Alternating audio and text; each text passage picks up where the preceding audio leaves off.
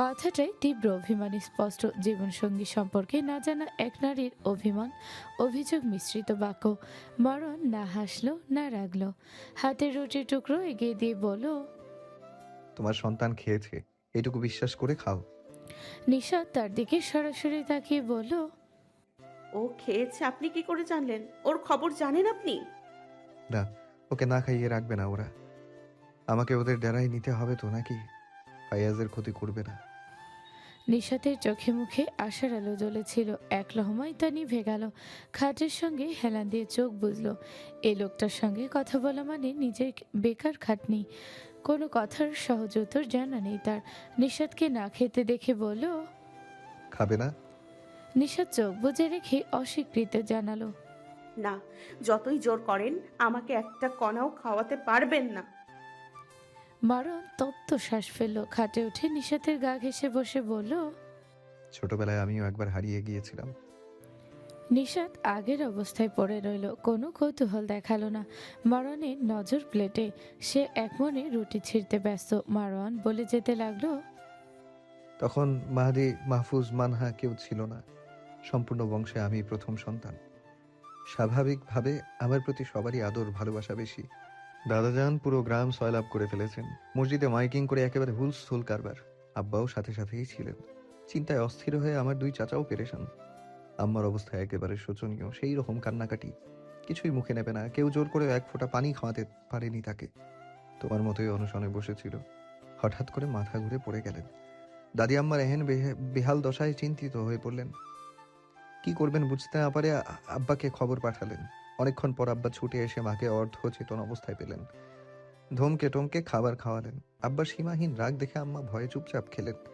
তার অনশন কর্মসূচির নিপাত হলো। এর মধ্যে ঘটে গেল আর এক লোমহর্ষক ঘটনা। এটুকু আস্তে ধীরে বলে মারওয়ান থামল। নিশাত বেশ মনোযোগী শ্রোতার মতো শুনছিল, আগ্রহী গলায় বলল। কি সেই লোমহর্ষক ঘটনা? রুটির শেষ টুকরোটা নিশাতের মুখে ঢুকিয়ে পানির গ্লাস এগিয়ে দিল। নিশাত চটপট পানি পান করে উন্মত্ত হয়ে চেয়ে রইল। মারওয়ানকে দাঁড়িয়ে পড়তে দেখে বলল। কি হলো, দাঁড়ালেন কেন? কি ঘটেছিল? আপনাকে কোথায় পেয়েছিল? মারওয়ান প্লেট হাতে দাঁড়িয়ে পড়ে বলল। পাইনি আর। নিশাত ভ্রু কুঁচকে বলল। না পেলে আপনি কে? মারওয়ান কেমন রহস্যময় গলায় বলল। ওর ছায়া। নিশাতের গায়ে কেমন কাঁটা দিয়ে উঠল, পরক্ষণেই নিজেকে সামলে বলল। মশকরা করছেন কেন? লোমহর্ষক ঘটনাটা কি বলুন। আর আপনি কোথায় ছিলেন? মারওয়ান এবার স্বাভাবিক গলায় বলল। লোমহর্ষক ঘটনাটা হলো, তুমি পুরো নাস্তা খেয়ে ফেলেছো আর আমি তোমার কাছে ছিলাম। এই যে এখন দাঁড়িয়ে আছি। মারওয়ানের কৌতুকপূর্ণ জবাব। নিশাত বেকুলের মতো প্লেটের দিকে চাইল। আসলে প্লেটে কিছুই অবশিষ্ট নেই। দুটো ডিম, কতগুলো ডাল, ভাজি, রুটি, পুরো ফিনিশ। সে এতগুলো নাস্তা একা খেয়েছে? কখন, কোন সময়, তার খেয়াল নেই কেন? লোকটা কথার ফাঁদে ফেলে পুরো নাস্তা খাইয়ে দিয়েছে, অথচ তার সে খেয়ালই নেই। রাগ লাগলো নিজের উপর। এটা কেন বুঝলো না যে নিজে কখনো বাড়িয়ে কিছু বলে না? সে হঠাৎ খেজুরে আলাপ করছে, ব্যাপারটা নিশ্চয়ই ঘাপলার। একটু আগে বড় মুখ করে বলেছিল জোর করেও কিছু খাওয়াতে পারবে না, অথচ পুরো নাস্তা এদিকে সাবার করে ফেলেছে। নিজের কথার খেলাপ হয় কেমন, লজ্জা জিদ দুটোই হচ্ছে। মারওয়ান নিশাতের পরিস্থিতি বুঝতে পেরে ঠোঁট বাঁকালো। রুম থেকে বেরিয়ে যেতে নিলে হঠাৎ দাঁড়িয়ে গিয়ে বলল। আব্বা তার বউকে ধমকে খাইয়েছিলেন আর আমি ধমক কেন, কোনো টু শব্দ কসরত ছাড়াই পুরো খাবার খাইয়েছি। এখন বলো, বিবাহিত জীবনে কে বেশি সফল? নকল মারওয়ান সবাইকে নিয়ে গোল টেবিল বৈঠকে বসেছে, হাতে অ্যালকোহলবিহীন রেড ওয়াইনের গ্লাস। কথা বলছে আর খানিক পর পর তাতে চুমুক দিচ্ছে। এর মধ্যে বডিগার্ড পিছন থেকে শটান এসে বলল। স্যার, আর্জেন্ট কথা ছিল। লোকটা চেয়ার দুলিয়ে আয়েশ করে গ্লাসে ঠোঁট চেপে চুমুক দিয়ে বলল। বলে ফেল। এখানে যদি একটু চিপায় আসতেন ভালো হতো। লোকটা হুঙ্কার দিয়ে বলল। চিপায় আসবো হোয়াই? তুমি না আমার বডিগার্ড? একটা কথা বলতে মিউ মিউ করছো কেন? স্পষ্ট ফাঁসি হও, মনে রাখবে তুমি বাঘের বডিগার্ড। বডিগার্ড এবার কথার রাগঢাক না রেখে সিনা টান টান করে বলে উঠল। স্যার, আপনার পুত্র পায়খানা করে দাঁড়িয়ে আছে, অনুগ্রহ করে যদি এসে পরিষ্কার করতেন বড় উপকার হতো। নকল মারোয়ানের মুখ ফসকে ওয়াইন বেরিয়ে সামনে বসা একজনের শরীরে পড়ল। সকলে হতভম্ব এই ঘটনায়। টিস্যু পেপারে নিজেকে পরিষ্কার করে লোকটা রাগান্বিত কণ্ঠে বলল, হোয়াট রাবিশ, কোথায় কি বলতে হয় এখনো শেখোনি। তোমার থেকে রবিশনও ভালো সমাজদার। বডিগার্ড অপমানিত বোধ করলো। সামান্য একটা কুকুরের সঙ্গে তার তুলনা। This is too much. Robotic গলায় বলল, স্যার, একটু আগে আপনি বলছেন স্পষ্টভাষী হতে। তো এজন্যই সব চিপকারমার কথা বলবে। স্যার, এখানে চিপের কি দেখলেন? আপনার ছেলে পায়খানা করেছে, তো এখন আমি স্পষ্ট করে আর কি বলতাম? লোকটা টেবিলে থাবা মেরে বলল, what is pie? Are you out of your sense? কথা বলার একটা ক্লাস আছে রাবিশ। বডিগার্ড ধাতস্থ হয়ে বলল, সরি স্যার, আপনার ছেলে মাল ত্যাগ করে দাঁড়িয়ে আছে। কাইন্ডলি দ্রুত পরিষ্কার করাতে আসুন। নকল মারণ রাগে ক্ষোভে কথা বলার ভাষা হারিয়ে ফেলেছে। কোনো রকমে বলল, লোকের অভাব পড়েছে যে এসব কাজ আমাকে করতে হবে। আর আপনার ছেলে বলা বন্ধ করো, ও আমার ছেলে নয়। শেষের কথাগুলো শক্ত শোনালো। বডিগার্ড ঘাড় নাড়িয়ে বলল, স্যার, লোকের অভাব পড়েনি, তবে আপনার ছেলে টুকু। নকল ছেলে আপনার হাতে পরিষ্কার হবে, অন্য কারো হাতে হবে না। অনেকক্ষণ বুঝিয়েও লাভ হয়নি। জোর করলে কামড় মারে। এখানে আমাদের কি করার আছে? লোকটা শক্ত কণ্ঠে বলল, যা মন চায় করো, খবরদার আমার কানে এসব ফালতু কথা আনবে না। নিজেরটাই পরিষ্কার করি, ফ্ল্যাশ দিয়ে আসছে অন্যকে পরিষ্কার করব, আমার ঠেকা পড়ছে। যাও, ওকে ফ্ল্যাশ দিয়ে পরিষ্কার করিয়ে ফেল, জোর করেই করো। কথাটা শেষ করে আবার নিজ কাজে মনোযোগী হলো। বডিগার্ড নিরুপায় হয়ে চলে গেল। খানিক পর আতঙ্কিত চেহারা নিয়ে নাহনের পিছু পিছু ঢুকলো। নাহন গেঞ্জি মুখের উপর তুলে ধরে দৌড়ে এসে নকল মারোয়ানের পাশে দাঁড়িয়ে বলল, বাবা আকু করছি দুই দাও। আঙ্কেল বেশি বেশি করলে তোমাকে বলিনি আমি আকু দিচ্ছি। নিজের কথায় বাধা পড়ায় ঘাড় ঘুরিয়ে নাহনকে এমত অবস্থায় দেখে মাথা চক্কর দিয়ে উঠল নকল মারোয়ানের। এ কেমন বাচ্চা! সাংঘাতিক জ্বালাচ্ছে তো 2 দিন ধরে। কিছু বলতেও পারছে না, আবার না বলে থাকতেও পারছে না। উভয়ই সংকটে পড়েছে সে।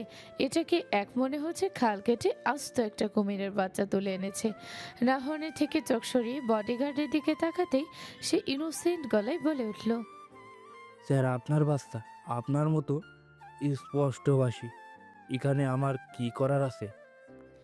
লোকটা ক্ষোভে চেঁচিয়ে উঠল। সাইফের বাচ্চা। বডিগার্ড স্যারের চিৎকারে রুমের এক কোণে গিয়ে দাঁড়ালো। নকল মারণ দাঁতে দাঁত চেপে সংযত হয়ে বলল, আঙ্কেলের সাথে যাও, সে পরিষ্কার করিয়ে দেবে। নাহন গোল গোল চাহনিতেই চেয়ে বলল, তুমি দাও। আমি কিভাবে দেব? আমি তো কাজ করছি।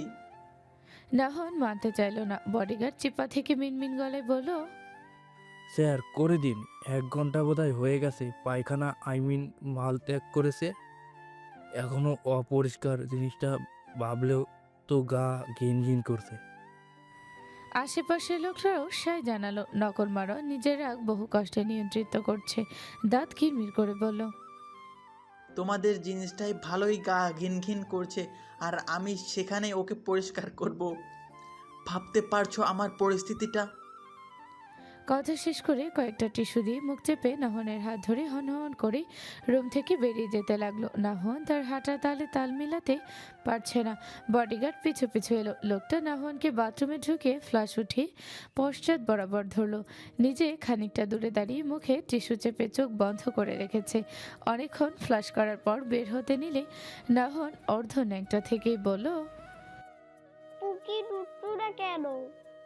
নকল মারণ বহু কষ্টে নিজেকে সংবরণ করলো। এবার উত্তেজিত গলায় বলল, ধুয়ে দিলাম তো মাত্র। নাহন নিজের গোলুমুলো হাত দুটো দেখিয়ে বলল, হাঁটু দিয়ে দাও, ভুলে গেছে। লোকটা নাক সিটকে বলল। ফ্ল্যাশ করলে আর হাত দিয়ে ধোয়া লাগে না। নাহন নাছর বান্দার মতো ছল ছল চোখে চেয়ে বলল, দুটি হয়, মা কোথায়? লোকটা কিছু বলতে চাইলে বডিগার্ড পিছন থেকে বাধা দিয়ে বলল, স্যার রাগারাগি করবেন না, পরে বাচ্চাটা আপনাকে ভয় পাবে। জ্ঞান দিও না, তোমার কাছে আলগা জ্ঞান চাইনি। এখানে আর 1 মিনিট থাকলে আমি বমি করে ফেলবো। স্যার আপনি বাড়াবাড়ি করলে ওর মাকে চাইবে বারবার, ব্যাপারটা বুঝতে পারছেন না কেন? আর তাছাড়া ফ্ল্যাশে গু, সকল মাল দ্রুত হয়ে গেছে, আপনি জাস্ট হাত দিয়ে ফর্মালিটি পালন করবেন। লোকটা দাঁত কিরমির করে বলল। আসো, এই ফর্মালিটি তুমি পালন করো। বডিগার্ড ঠোঁট উল্টে বলল, আমার হাতে তো ফর্মালিটি পূরণ করবেন না, আপনার নকলপত্র, এতে আমার কি করার আছে? নকল মারণ চিবিয়ে চিবিয়ে বলল, তোমার করার আছেটা কি? বারবার কি করার আছে এই ডায়লগটা মেরে তোমার আসলেই কি করার আছে সেটা বলো। বডিগার্ড নিষ্পাপ গলায় প্রত্যুত্তর করলো। Nothing sir.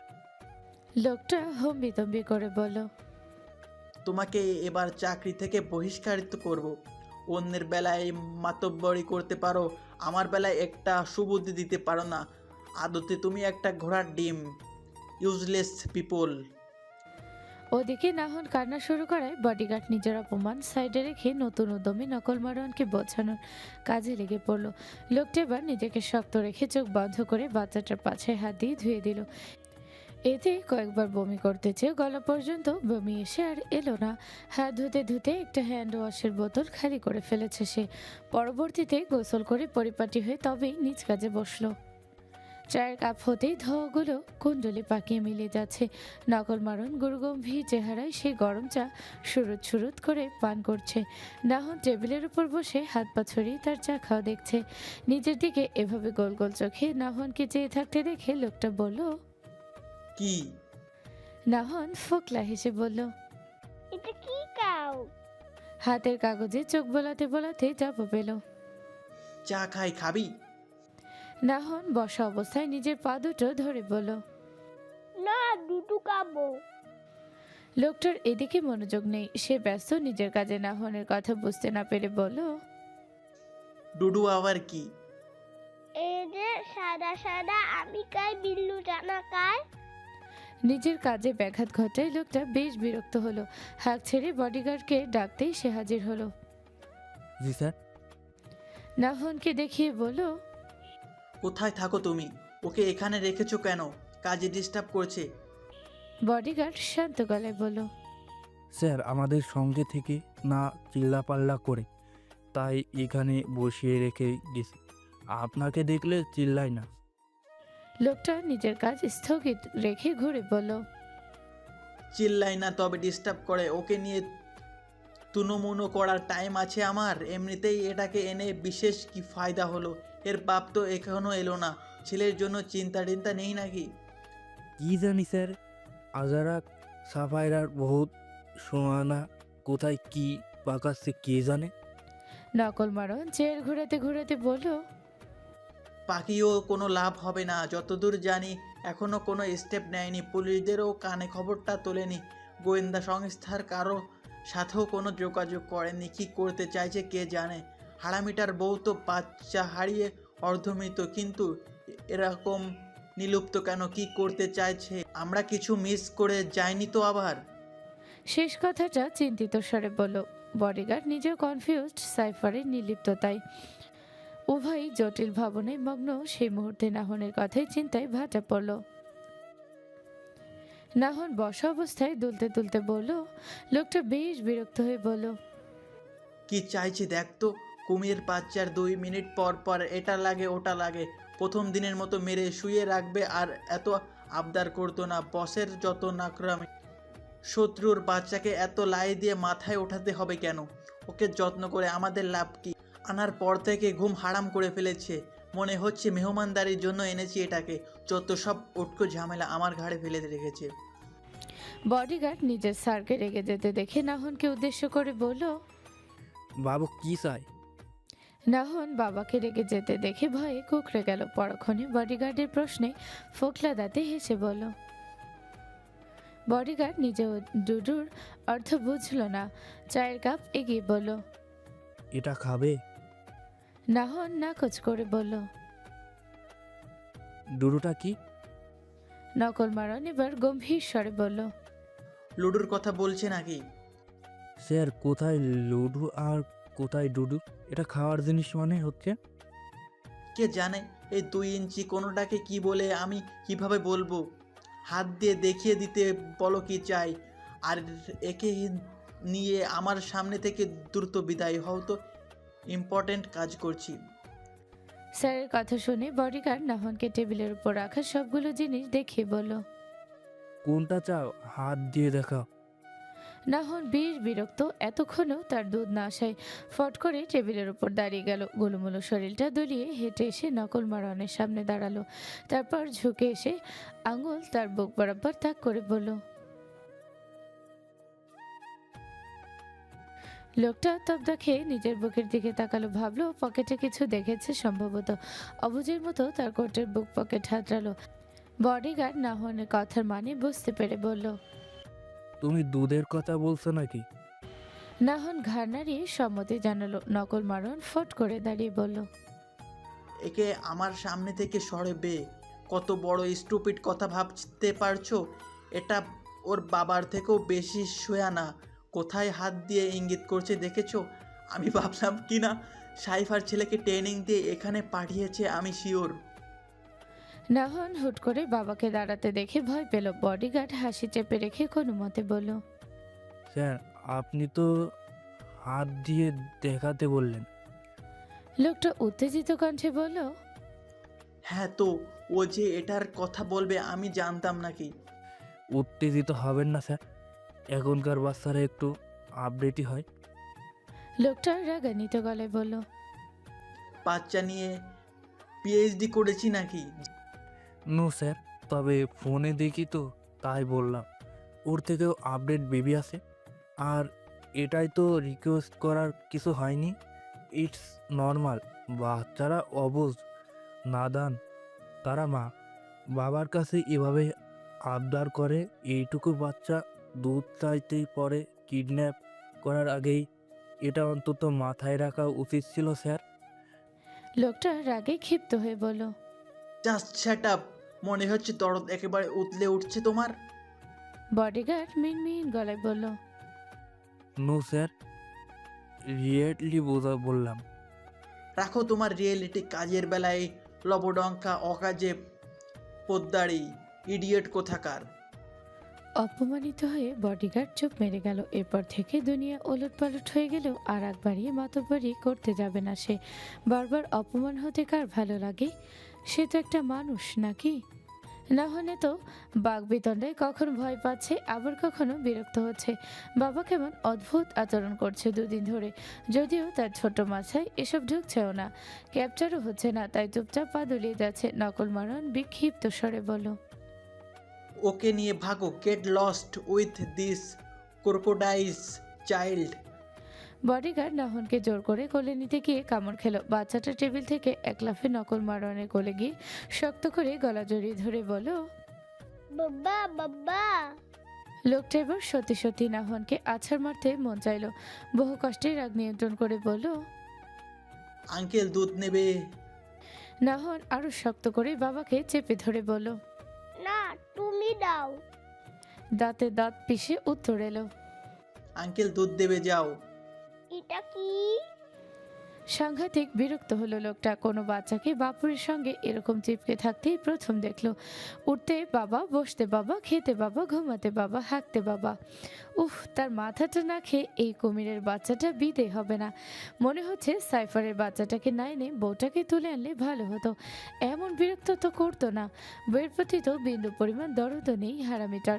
উঠিয়ে আনলে এক আনার ফায়দাও হতো না। ছেলেটাকে এনেছে 2 দিন হয়, এতেই কোনো হদিশ নেই। সেখানে বউ তুলে আনলে ঘোড়া রান্না হতো।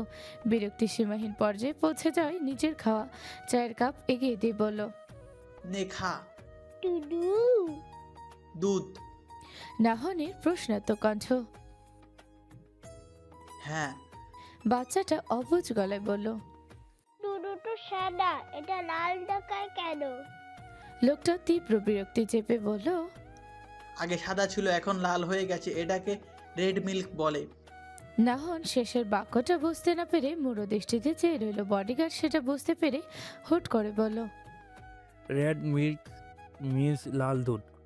লাল দুদু। নাহনের উচ্ছ্বসিত গলা। নকল মারণ চোখ রাঙিয়ে বলল। তোমাকে এত পাকনামো করতে কে বলেছে? বডিগার্ড চুপ হয়ে গেল। লোকটা এবার নাহনকে খেতে ইশারা করলো। নাহন বাবার কথা বিশ্বাস করে চায়ের চুমুক দিল। প্রথমে মুখ কুচকে নিলেও পরে ভালো লাগায় পুরো চা ফিনিশ করে ফেলো। খেয়ে রানহা দিয়ে মুখ মুছে বাবার দিকে ফিচ ফিচ করে হেসে বলল, মুজা মুজা।